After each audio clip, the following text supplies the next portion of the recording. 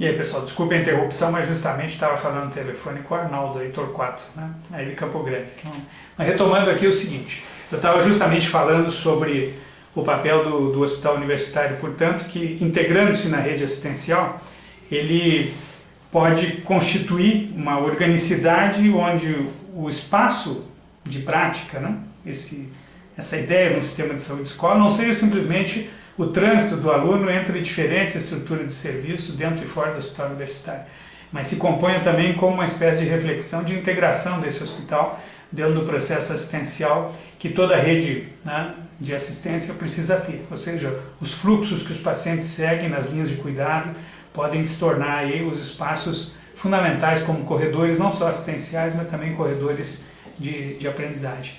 Dentro dessa perspectiva, a reorganização do conhecimento que articule o conhecimento científico com os espaços da prática assistencial passa a ser um desafio fundamental. Recompor, né, esse mapa de conhecimento necessário para executar as diferentes funções nos diferentes espaços assistenciais com diferentes públicos, né, de crianças, de adultos, de idosos, com diferentes problemas de saúde, entendendo as formas de intervir sobre as várias etapas, né, do processo assistencial, seja no âmbito vasto, né, da estratégia de promoção de qualidade de vida e saúde, onde aí se localizam com mais nitidez as iniciativas preventivas, protetoras, educativas, de diagnóstico, tratamento, reabilitação, forçam a que o exercício assistencial integrado também gere necessariamente uma matriz de integração de conhecimentos, né? E vocês sabem que hoje um dos grandes desafios, que já era na época e hoje cada vez mais, é a desfragmentação do conhecimento em torno de uma centralidade assistencial que seja resolutiva para as necessidades que os pacientes apresentam.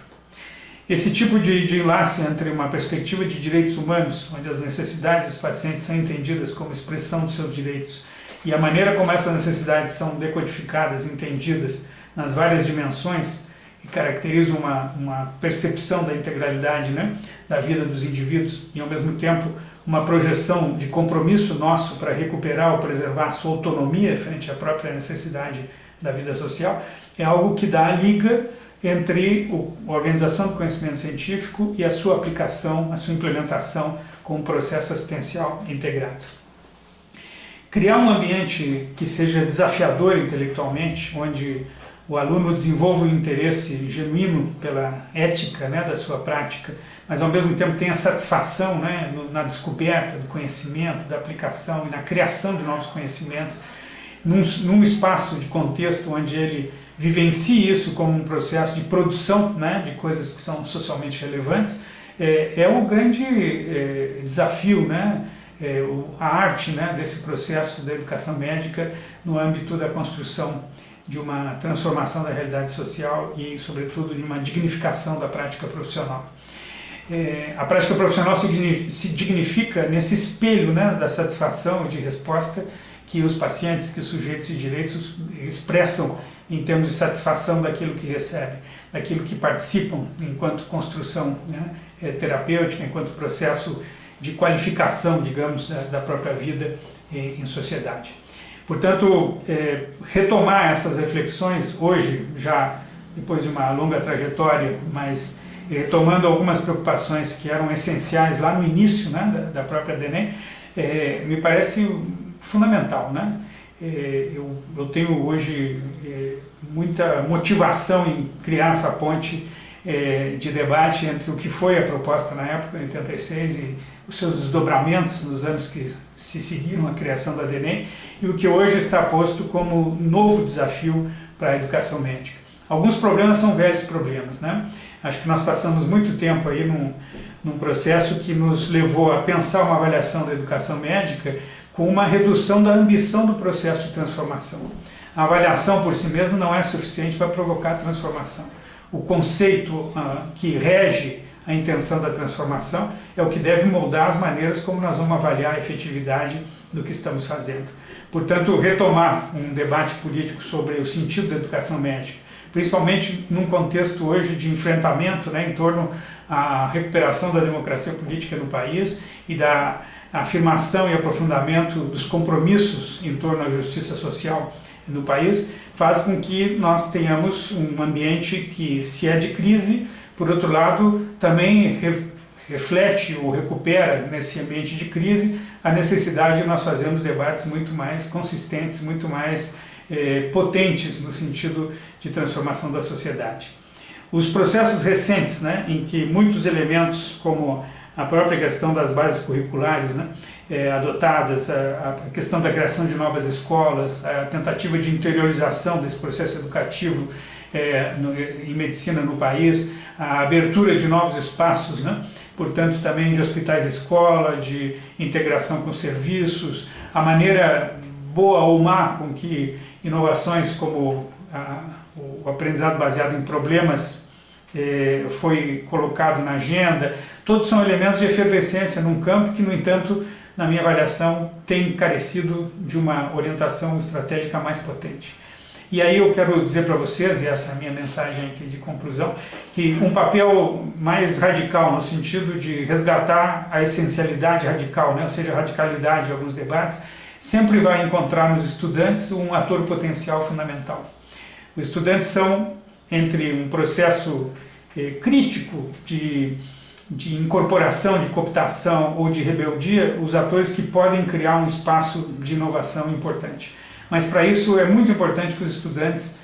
procurem alianças, né, num campo de criação de alternativas, de transformação, seja alianças com os docentes, sejam alianças nos movimentos sociais, com a própria organização da profissão, que puxem, né, o debate da educação para esse sentido transformador que nós precisamos tanto, né, para o desenvolvimento do sistema de saúde do país e para o próprio processo da função da universidade como espaço, né, de liberdade, de criação, de uma democracia comprometida, né, com o desenvolvimento social e a igualdade no país. Porque seguimos aí com um grande desafio de um país profundamente desigual. Se os estudantes não puderem criar esse enlace com compromissos que superem essa desigualdade e expressem esses compromissos em questionamentos e propostas alternativas no campo educativo e assistencial, nós vamos estar perdendo um potencial fundamental, né, que a história da própria juventude universitária propiciou em muitos momentos críticos da história aqui mundial, latino-americana e brasileira. Portanto, resgatar essa consciência de um papel potencial transformador dos estudantes a partir de uma potencialização da sua função intelectual e da sua função de agentes, né, de transformação, tanto no campo da atenção quanto no campo da educação, me parece que se torna hoje não só um desafio, não uma necessidade, mas um imperativo para enfrentar os tempos que seguem. Se nós não dedicarmos uma parte substantiva da energia estudantil para transformar o próprio espaço, né, da universidade e das formas como ela se relaciona com a realidade, nós vamos estar perdendo um potencial essencial da natureza da função estudante, né, dentro de uma sociedade. E também perdendo uma oportunidade enorme de tornar a vivência do estudante uma vivência carregada de sentido e carregada de promessas no sentido do que precisamos transformar.